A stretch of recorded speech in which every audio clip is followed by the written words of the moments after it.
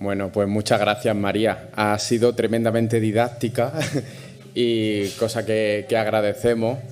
Y la verdad que las impresiones han sido muy buenas y creo que a todos nos ha gustado mucho.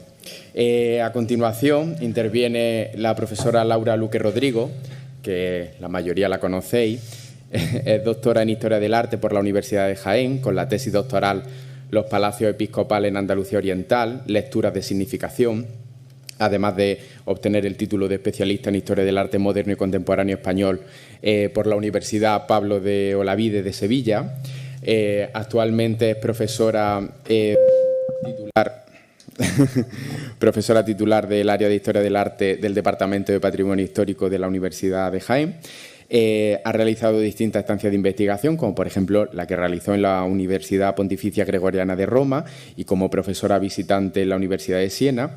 Y sus líneas de investigación fundamentales son el arte actual, la igualdad de género y el arte urbano.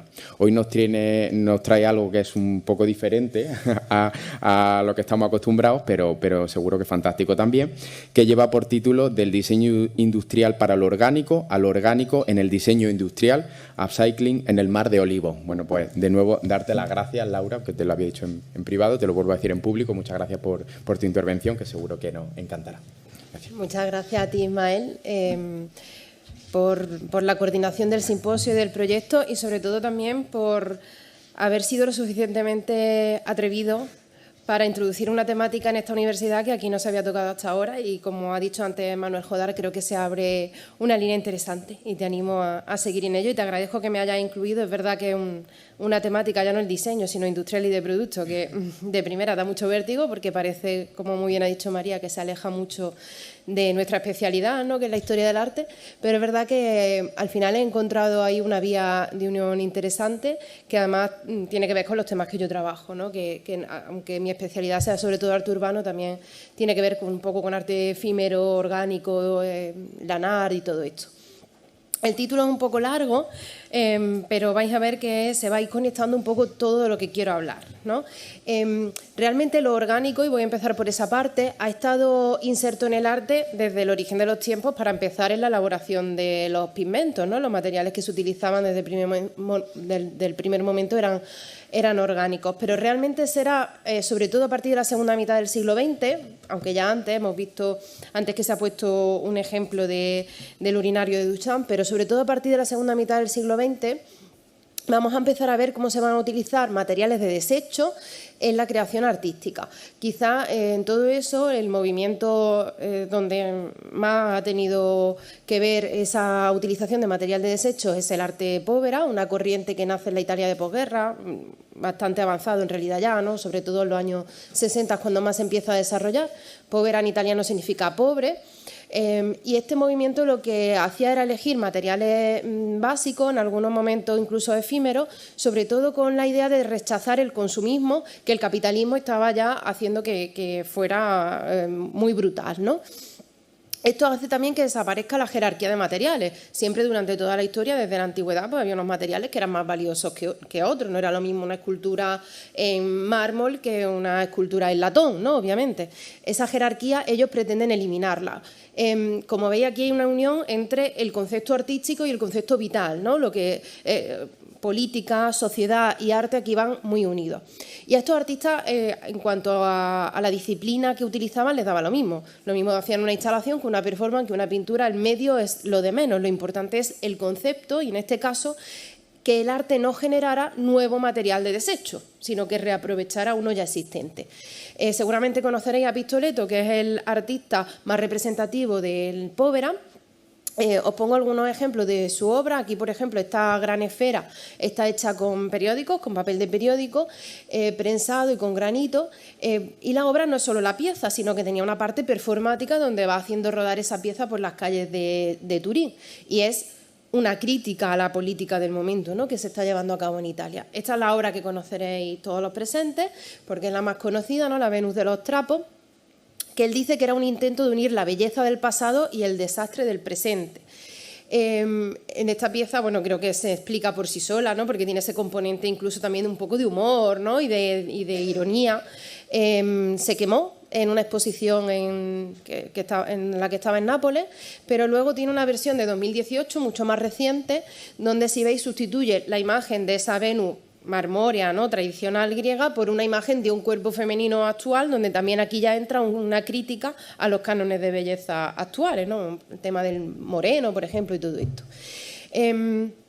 Pistoleto, además, me interesaba ponéroslo porque muchas de sus piezas lo que intenta es introducir al espectador en la obra. Entonces, aunque no son los ejemplos que he traído, pero en muchos casos lo que utiliza, por ejemplo, son los espejos.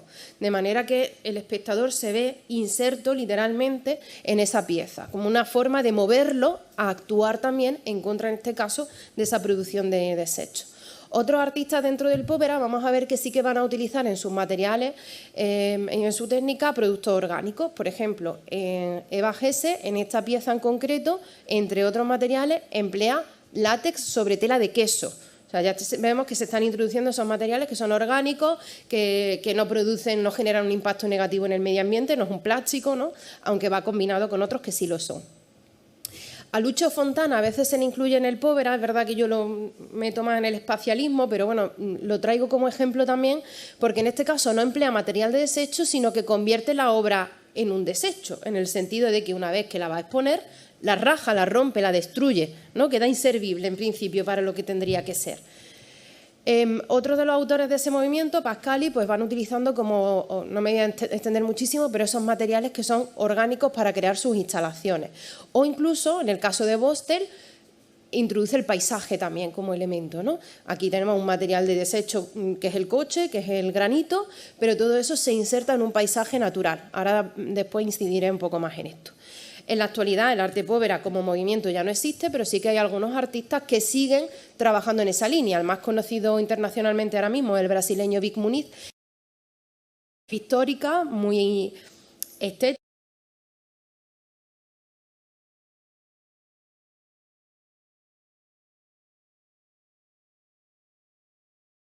Pero bueno, para dejaros algunos nombres que son un poco menos conocidos y que veis que utilizan esas piezas a veces como materiales de desecho o naturales. Una vez que hemos visto cómo el desecho se introduce en el arte, vamos a ver cómo ha crecido, sobre todo a partir de los 2000, especialmente de 2010 en adelante, una línea muy interesante artivista, ¿no?, esa mezcla de arte y activismo, ese activismo en torno al medio ambiente. A veces mezclado incluso con lo tecnológico, como ahora os mostraré, otras veces simplemente los activistas se quedan en la parte conceptual y estética, y otra con esa reutilización de materiales, que es a donde quiero llegar. Lo primero que se nos vendría a la cabeza es el lanar, ¿no?, como mencionaba antes. Las primeras piezas del lanar, donde estaría la primera imagen que veis, realmente no tenían ese contenido de reivindicación de la naturaleza porque el ser humano la está destruyendo ni todo esto. Realmente eran piezas que buscaban más la parte experiencial del propio artista y la parte estética. Pero rápidamente esas piezas entran en el museo. Y entonces el concepto empieza a cambiar y empieza a adquirir otro significado, donde la experiencia también la vive el espectador, que cada vez más se convierte en un ser activo, no solamente pasivo. Vemos que además ese lanar empieza a introducir elementos no naturales en el espacio natural, que eso en el lanar original sería impensable, porque esto está contaminando, obviamente, ¿no?, según el tipo de material que empleemos, pero aquí vemos plásticos y pinturas que no son orgánicas. Y otras veces lo orgánico es lo que es intervenido y se convierte en algo que puede ser casi pictórico o escultórico. Algunos ejemplos, aunque hay muchísimos más, pues por ejemplo Antonio Montesinos, que es malagueño, actualmente está trabajando en esta nueva línea de lanar, que ya lo que pretende es reivindicar, en este caso, el cuidado del medio ambiente o temas de salud mental, ¿no?, relacionados con nuestra falta de contacto con la naturaleza o cómo contaminamos ese espacio natural y demás. Él hace derivas por ese espacio natural, recoge material de desecho y eso genera varias piezas. La parte de la deriva nos genera mapas con formas geométricas que luego se pueden exponer a modo casi como si fuera una pintura, o puede generar fotografía o vídeo, pero luego ese material que recoge le sirve para hacer instalaciones en espacios museísticos, en galerías, y concienciarnos un poco de ese tema, ¿no? Jorge Perianes, me gusta mucho traer este ejemplo porque es muy divertido. La primera imagen o la primera sensación que nos producen sus imágenes a veces puede ser la risa, pero luego cuando empezamos a verlas más nos va haciendo reflexionar sobre cómo el ser humano interactúa con la naturaleza. creo que esta, por ejemplo, es especialmente llamativa, ¿no? Cómo podemos destruir nuestro propio hogar por una sin razón, no tiene ningún sentido ahí, ¿no? Y ahí sigue picando, ¿no? Hasta que cae su propia casa. O esta, ¿no? Esos intentos por salvar la naturaleza, que a veces son súper absurdos, pues a través de esa ironía nos hace estas imágenes, ¿no? Estas instalaciones, bueno, esa naturaleza rota, en fin, no me quiero extender demasiado. Otros artistas actuales sí están introduciéndose directamente en el espacio natural, como se hacía más originalmente, pero con ese contenido de reivindicación. Por ejemplo, Jorge Barbie con ese puente para insectos, para cruzar el charco. Mira, este ejemplo es curioso porque Miguel Ángel Moreno Carretero interviene este kiosco que está en la plaza de Virrambla de Granada, que todos conoceréis.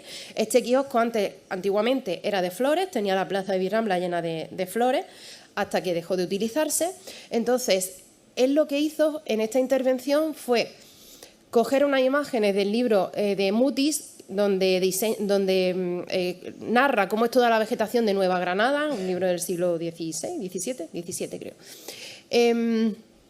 Y lo que hace es convertir el kiosco en estas máquinas expendedoras que todos hemos jugado desde pequeños para sacar la bola con el juguetito, pero en vez de eso sacamos una semilla de esas plantas que se vendían en esa plaza.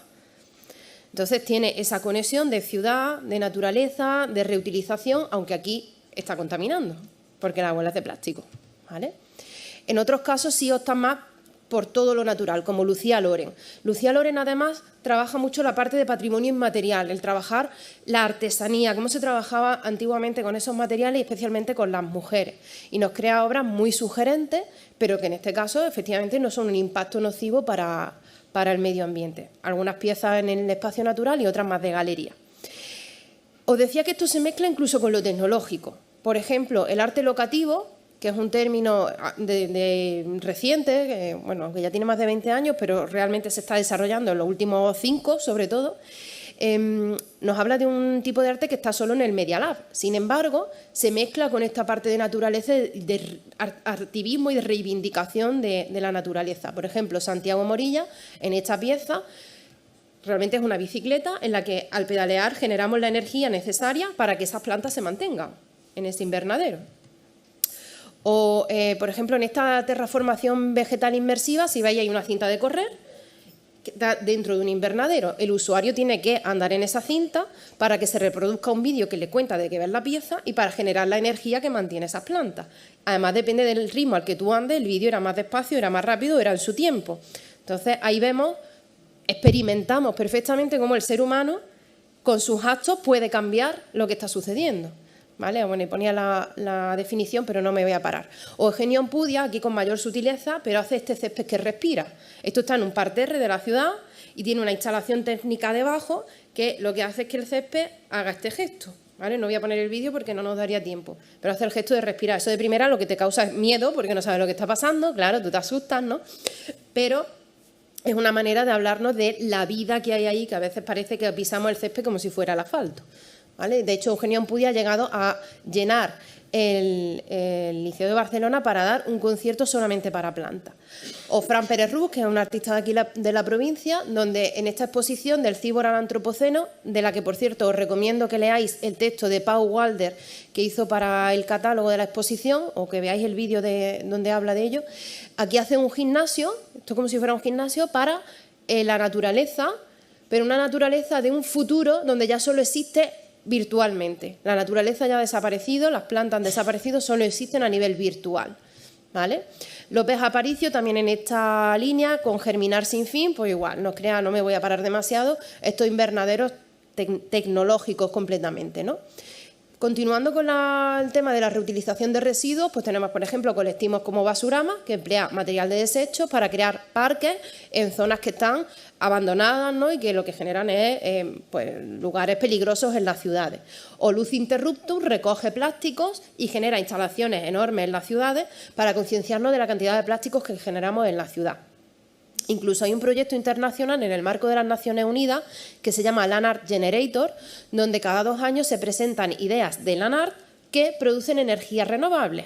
Os pongo aquí, bueno, lo que os quería comentar es que esto obviamente está ligado a los Objetivos de Desarrollo Sostenible, a muchos de ellos, no me voy a parar, pero está ligado a muchos de esos objetivos, y os ponía simplemente los ejemplos de las 3 veces que se ha presentado un equipo español, que son muy pocas. Ojalá que tengamos más presencia española, ¿no?, en este proyecto tan interesante. Me voy centrando porque diréis, no está hablando de diseño, vamos a ir hablando de diseño. ¿Por qué hablaba de esto? Bueno, pues porque estamos viendo en el arte y en el diseño un concepto que es el del upcycling o el suprarreciclaje. ¿De qué se trata el upcycling? Se trata de un paso más allá de reciclar, es decir, vamos a utilizar el material de desecho para producir un producto que tiene más valor que el anterior, que el original. Esto se está aplicando, como digo, especialmente al diseño de productos, sobre todo lo hemos visto en la moda, en el diseño de moda, en lo que se ha denominado el slow fashion, ¿no?, en ralentizar el consumo y reaprovechar los materiales. Desde cosas tan sencillas como coger 2 prendas o 3 y dándole unos cortes, generar una prenda nueva, a cosas más complejas como el generar nuevos materiales. Aquí os pongo el ejemplo del Piñatex, que es un material con el que se está investigando ahora, que quiere imitar el cuero, que está hecho con fibra de piña. ¿Qué pasa? Que muchos de estos productos, así nos lo cuentan y parecen muy bonitos, pero realmente en su producción no son tan ecológicos, porque, por ejemplo, aquí necesita petróleo.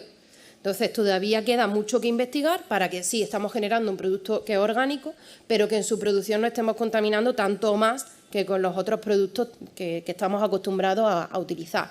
Hay otros intentos con el Cordoline, por ejemplo, en fin, con fibras vegetales para eliminar esos productos. Dentro de la moda, además de lo que se está hablando, es de 2 conceptos, de introducir la economía circular, es decir, que, como os decía, esos recursos que estamos generando, esos nuevos productos que estamos generando, aprovechen los recursos naturales con procesos, como pone ahí, que permitan reutilizarlos, reciclarlos y regenerarlos. O el Design for X, que incluso abarca mucho más, no me paro demasiado en esto. El ejemplo ya absoluto lo tenemos en el vestido que lució Cristina Pedroche en las campanadas de este año. ¿Por qué? Pues porque este diseño de Paula Olargui es un diseño absolutamente orgánico. El 80% del vestido era agua y el resto era gelatina y algas. Y lo que tiene es que en el mismo vestido pueden crecer plantas. No solamente es el vestido de Cristina Pedroche, se están haciendo más, pero obviamente esto es para pasarela o para algún evento. No nos podemos vestir todos así. Pero sí que quiero señalar que muchas marcas de estas de cadenas súper grandes sí que están empezando a reutilizar la ropa. Habréis visto que en algunos sitios incluso os dan un descuento o lo que sea si lleváis vuestra ropa que ya no queréis utilizar, y es porque la reaprovechan para hacer otras camisetas o bolsas de telas, por ejemplo, en Decathlon, ¿no? Bueno, no vamos a hacer aquí publicidad, pero va por ahí. Mi pregunta es, ¿esto del upcycling es posible en el arte? Bueno, se está viendo algunos ejemplos. Floor Motion reutiliza las flores que se usan en las bodas y que una vez que acaba la ceremonia se tiraban para hacer instalaciones artísticas. Efímeras, obviamente, porque esto se marchita, pero al menos le da una segunda vida y una utilidad social, ¿no?, en estas instalaciones. Pero más allá de eso es bastante complicado. He visto algunos ejemplos. Esto es un mural que está en La Victoria, en Córdoba, que utiliza botellas de tapón, tapones de botellas de agua, pero realmente, normalmente, el arte lo que hace es concienciar con la imagen. Luego genera muchísimo residuo y es muy complicado todavía que el upcycling lo veamos aplicado a otro tipo de arte más tradicional, como puede ser una pintura mural, aunque nos pueda parecer muy moderno el arte urbano, pero es pintura mural, que es lo más antiguo que existe. Desde Jaén, y ya nos vamos al diseño, todo esto era para llevarnos hasta aquí. ¿Qué está sucediendo? Mira, aunque nos parezca increíble, porque a mí me ha sorprendido los datos, Jaén tiene un peso industrial del 11,23% y cuenta con un 15,6% de trabajadores en el sector industrial, la tasa más alta de las 8 provincias andaluzas. Yo me quedé alucinada cuando vi este dato de la Diputación de Jaén, porque no somos conscientes de que tengamos tanta industria en la provincia, pero al parecer sí. Los núcleos más industrializados son Marto, Alcalá la Real, La Carolina, Lirane, Alcaudete y Andújar. Sí que os sonará que sobre todo están especializados en componentes automovilísticos, ¿no? Nos sonará Valeo, Marto, ¿no? Santana, que estaba antes entre Linares y La Carolina, que ya se cerró, pero quedan otras empresas que hacen esos componentes para coches. Claro, yo ahí me iba a meter poco, obviamente, aunque al profesor le interese, yo ahí no entiendo nada, no tengo ni carnet, o sea, que imaginaos, imposible, ¿vale? O sea, de coches no puedo hablaros. Pero sí que me interesaba esto otro, y es que según la Diputación de Jaén, y así lo pone en su web, quieren ofrecer, digamos, de alguna manera a la provincia para que se instalen aquí empresas especialmente para materiales sostenibles. O sea, la provincia de Jaén está buscando eso. Es más, la Universidad de Jaén está buscando eso. El viernes pasado se hizo un homenaje en Linares a la profesora Carmen Martínez, profesora de Ingeniería Química de la Politécnica de Linares, que junto con su equipo ha conseguido hacer ladrillos para hacer edificios con material de desecho de la producción de aceite. Y eso se está haciendo aquí en la provincia, que nos parece que nos tenemos que ir a ciudades como mucho más grandes, ¿no? Además, Jaén tiene una industria maderera en diseño de muebles que es una de las dos principales de España por volumen de facturación. O sea que realmente los datos no son tan malos como los podíamos pensar. Entonces, ¿qué sucede?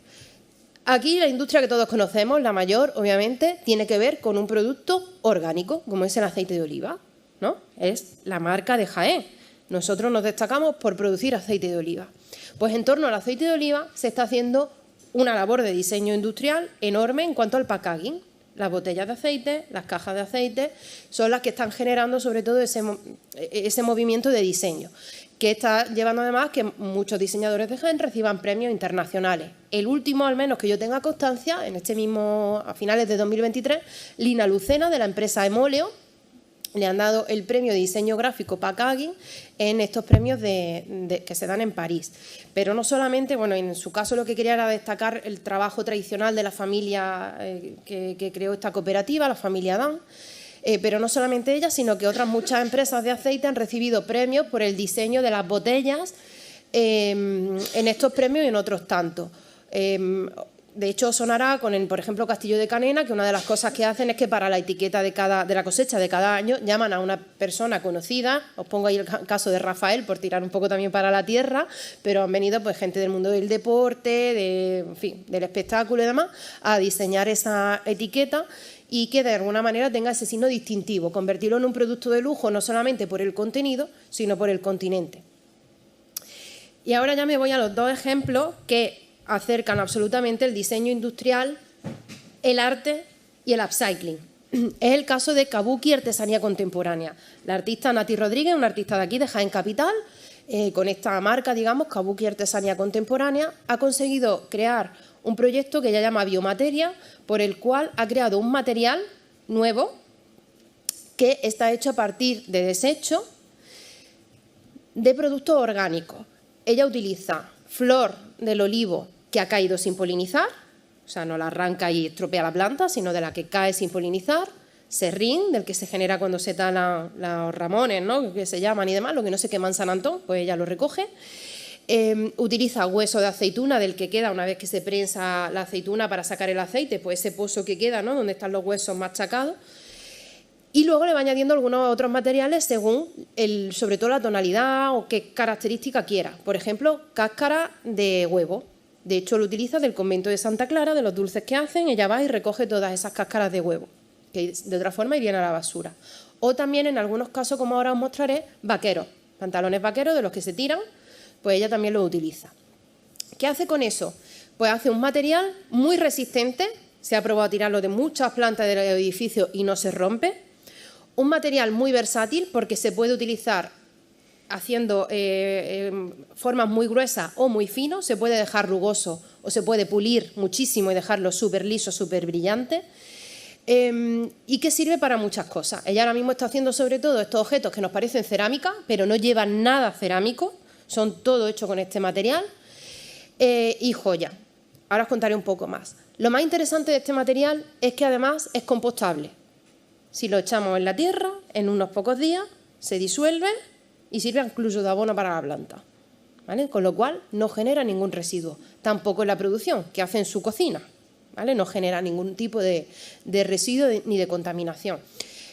Ahí veis, por ejemplo, ese azul está hecho con, se ve regular en la pantalla, pero bueno, está hecho con vaquero, ¿vale? Ahí, aparte de lo otro, le añade el textil del vaquero y consigue esa tonalidad.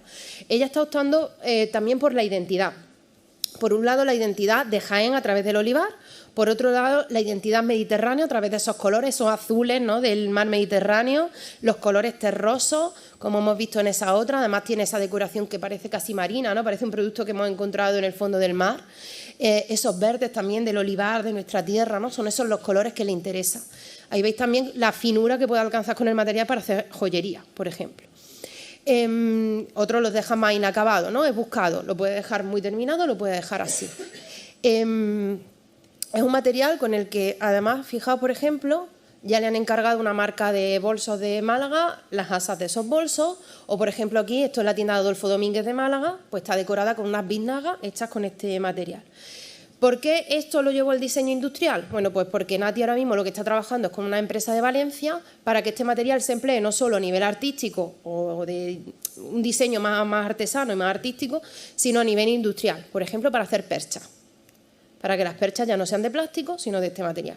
¿Vale? Entonces ella lo que está trabajando ahora es en que este material sea también utilitario, que lo podamos utilizar para funciones diarias, ¿vale?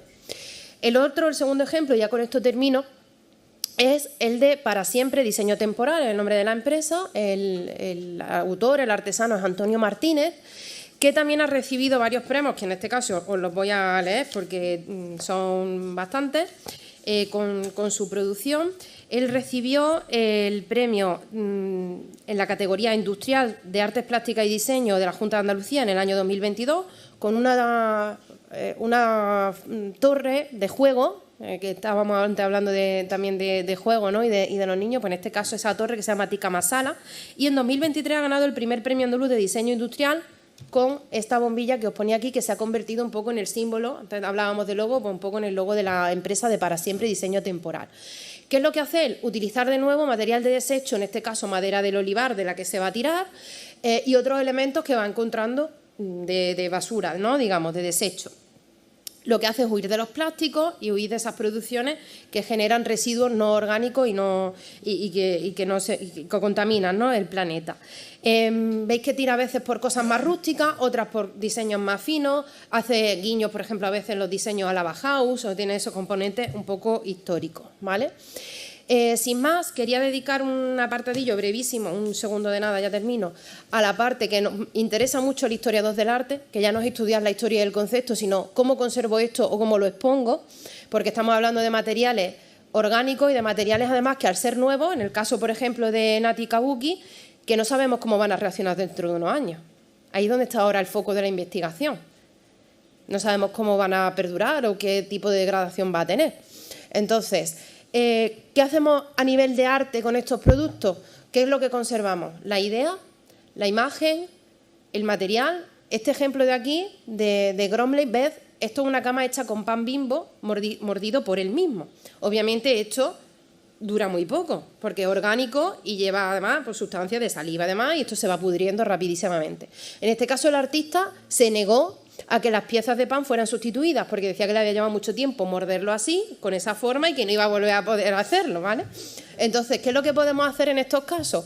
O en estas obras de Fabrice Monteiro, donde coge material también que encuentra de desechos en las playas y hace esta fotografía. ¿Qué es lo que conservamos? La imagen, la idea. Son obras efímeras absolutamente, ¿no? En este caso, por ejemplo, de Zoe Leonard, Strange Fruits, se le dio un producto que lo que hacía es que la fruta durase un poquito más, pero obviamente efímero, pero fijaos, una de las cosas que se hizo fue intentar preservar el olor, porque es parte de la pieza. Entonces, a nivel historiador del arte, aquí lo que es fundamental es el contacto con el artista. ¿Qué intención tiene ese artista? Porque a veces quiere que esa fruta se degrade en 2 semanas y no tenemos que hacer nada. ¿Qué intención tiene el artista? ¿Qué quiere que hagamos con la pieza? Y luego ser capaces de entender la pieza, no solo la parte visual, sino todos los demás componentes. En conclusión, a nivel de arte, nos queda todavía mucho para ser sostenible. Yo que me dedico sobre todo al arte urbano, ¿cuántos botes de spray gastamos para hacer un mural? Y es súper contaminante. Pero no tendría por qué serlo. Esos botes simplemente se podrían rellenar. Yo voy a la tienda, en vez de comprar un bote nuevo, me lo rellenan con el color. Sería así de sencillo. O sea, hay veces que hay cosas que son fáciles, ¿vale? Entonces yo desde aquí lanzo un poco el guante, lo he hecho en otros foros donde había más artistas, para que sean ellos un poco también los que exijan que no solo su mural hable de que tenemos que reciclar, sino que también se empleen esos materiales reciclados. Y ya está, muchas gracias.